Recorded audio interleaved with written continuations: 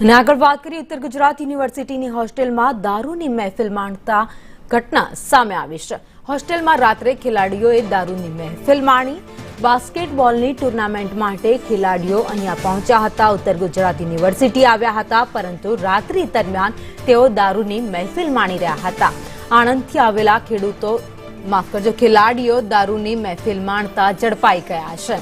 ખેલાડીઓને HNGUની હોસ્ટેલમાં રાખવામાં આવ્યા હતા।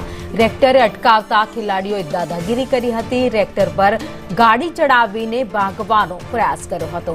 સ્ટાફના અન્ય લોકોએ આવીને ખેલાડીઓને ઝડપી પાડ્યા હતા। બી ડિવિઝન પોલીસે વધુ તપાસ સમગ્ર મામલે હાથ ધરી છે।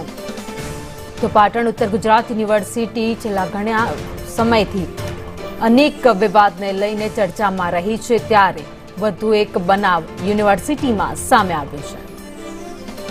વધુ અપડેટ સાથે સંવાદદાતા ભરત પ્રજાપતિ અમારી સાથે જોડાઈ ગયા છે।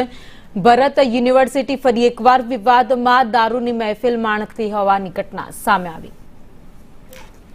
ભાવિની ગુજરાતમાં અવારનવાર સાબકા બનેલા યુવાનો ક્યાંક દારૂની મહેફિલો માણતા ઝડપાય છે, તો ક્યાંક દારૂના નશામાં ફૂલ ઝડપે ગાડી હંકાવતા લોકોનો જીવ લઈ ये घटना पाटण में सामने आई है कि फरी एक वक्त पाटण उत्तर गुजरात यूनिवर्सिटी ने लांछन लगाती हो ए रीतनी घटना सामे आई है। यूनिवर्सिटी कंपाउंड होस्टेल है, होस्टेल रूम ની અંદર જે રીતે ગુજરાત સ્ટેટ લેવલની બાસ્કેટબોલની સ્પર્ધા હતી ને બાસ્કેટબોલની સ્પર્ધાની અંદર જીમખાનાની અંદર આ સમગ્ર સ્પર્ધા યોજાવાની હતી ને જે ઉત્તર ગુજરાતના વિદ્યાર્થીઓ અહીંયા આવેલા હતા તે લોકો માટે રહેવા માટેની સગવડ જીમખાના દ્વારા યુનિવર્સિટીની અંદરથી પરમિશન સાથે લેવામાં આવી હતી। સૌથી મહત્વની બાબત છે કે અમીર બાપના દીકરાઓ લક્ઝરિયસ કાર લઈને અહીંયા હોસ્ટેલ યુનિવર્સિટી હોસ્ટેલમાં રહેવા માટે આવે છે અને ત્યાં ગાડી રાત્રિ દરમિયાન દારૂની મહેફિલો માણતા હોય છે। તે દરમિયાન જે હોસ્ટેલના રેક્ટર હોય છે તેઓને દેખી જતા તેઓને અટકાવવાનો પ્રયાસ કર્યો હતો, પરંતુ રેક્ટરને એક રૂમની અંદર પૂરી જે નબીરાઓ છે, સાબકા બનેલા નબીરાઓ જે દારૂની મહેફિલો માણી રહ્યા હતા તેઓને રેક્ટરના એક રૂમની અંદર પૂરી દેવામાં આવ્યા હતા। ત્યારબાદ રેક્ટર દ્વારા બૂમાબૂમ કરતા આસપાસના જે કર્મચારીઓ છે તે પણ દોડી આવ્યા હતા। સૌથી મહત્વની બાબત છે કે રેક્ટર ઉપર તેમજ જે કર્મચારીઓ છે તેઓની ઉપર આજે અમીર બાપના સાબકા બનેલા યુવાનો છે જે દારૂની મહેફિલો માણી રહ્યા હતા તેઓ દ્વારા જે પોતાની લક્ઝરિયસ કાર લઈને આવ્યા હતા તે ચડાવી દેવાની ને તેઓની ઉપર કાર ચડાવવાનો પ્રયાસ પણ કરવામાં આવ્યો હતો, પરંતુ રેક્ટર તેમજ કર્મચારીઓની જે હિંમત છે ને હિંમતને દાંત આપવી પડે, કારણ કે તેઓ દ્વારા સમગ્ર જે ગેટ છે તે ગેટ બંધ કરી દેવામાં આવ્યા। તમામ જે નબીરાઓ દારૂની મહેફિલ માણતા હતા તેઓને ત્યાં ઝડપી પાડ્યા હતા। પાટણ બી ડિવિઝન પોલીસ મથકે જાણ કરી હતી। તાત્કાલિક બી ડિવિઝન પોલીસ ઘટના સ્થળે આવી હતી અને જે 3 જેટલા નબીરાઓ છે તેઓની અટકાયત કરી છે અને વધુ તપાસ હાથ ધરવામાં આવી છે। પરંતુ સૌથી મહત્વની બાબત છે કે એક બાજુ ગાંધીના ગુજરાતમાં દારૂ બંધી હોવા છતાં જે રીતે પાટણની અંદર ક્યાંથી દારૂ આવ્યો અને કઈ રીતે યુનિવર્સિટી કમ્પાઉન્ડમાં આ જે નબીરાઓ છે દારૂની બોટલો લઈ જાય છે, તેમ છતાં યુનિવર્સિટી કમ્પાઉન્ડની અંદર જે પ્રવેશ કરે છે ત્યાં ગાડી સિક્યુરિટી ગાર્ડ પણ મૂકવામાં આવે છે, ત્યારે આ લોકોને કેમ તપાસવામાં ના આવે તે સૌથી મોટો અહીંયા સવાલ ઉભો થાય છે। કારણ કે યુનિવર્સિટીના